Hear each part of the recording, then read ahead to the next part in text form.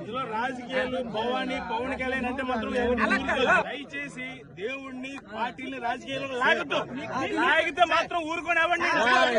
23లో కోర్టుకు వెళ్ళడం జరిగింది. కోర్టుకు వెళ్లారు. కోర్టు ఎడిక్ట్ అని పనులు ఆపడం జరిగింది. తర్వాత 25 నుంచి తర్వాత మళ్ళీ కన్స్ట్రక్షన్ స్టార్ట్ చేశారు. అది కట్టకూడదని ఉన్నప్పుడు కన్స్ట్రక్షన్ చేశారు.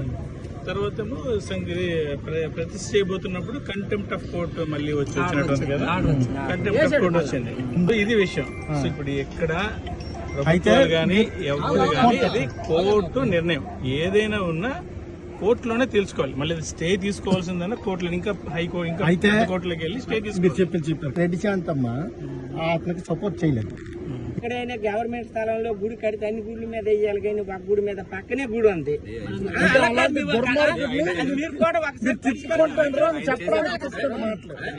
మీరు మేము కూటమి, అదే రేపు ఎమ్మెల్యే అంటే ఇక్కడ మీకు రావచ్చు.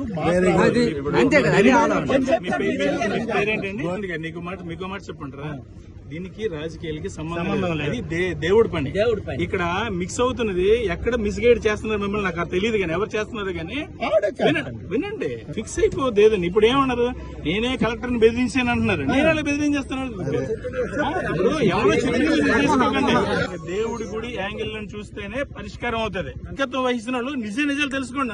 నన్ను అడగకుండా, నా వాళ్ళు ఎవరో చెప్పకుండా నేను వెళ్ళి కలెక్టర్ని ఈ విషయంలో బెదిరించడానికి నేనెవరు అంటే మీరు అందరూ చదువుకున్నారా? ఏమాత్రం కూడా తెలియదని నేను అనుకోను. ఎవరు అనుకోరు. అలాంటి విభేదాలు లేకుండా గుడి కట్టడానికి మీరు ప్రారంభించండి. నా వంతు నేను మేజర్ సాయం నేను చేస్తాను గుడికి. దయచేసి దేవుణ్ణి పార్టీని రాజకీయాలు లాగితే మాత్రం ఊరుకొని అవ్వండి. ఇందులో రాజకీయాలు భవానీ పవన్ కళ్యాణ్ అంటే మాత్రం మాకు ప్రాణము. అక్కడ రాజకీయ అంటే స్థలం ఆక్రమించుకొని రియల్ ఎస్టేట్ కోసం అని చాలా టీవీలు అంటే చూడండి ఒకసారి. మధ్య మధ్యలో అన్నాడు రికార్డు కూడా అవుతుంది. నేను చెప్తున్నాను కదా, రికార్డు కూడా ఉంది కదా. అదే చేయండి. మాట్లాడితే తప్పుడు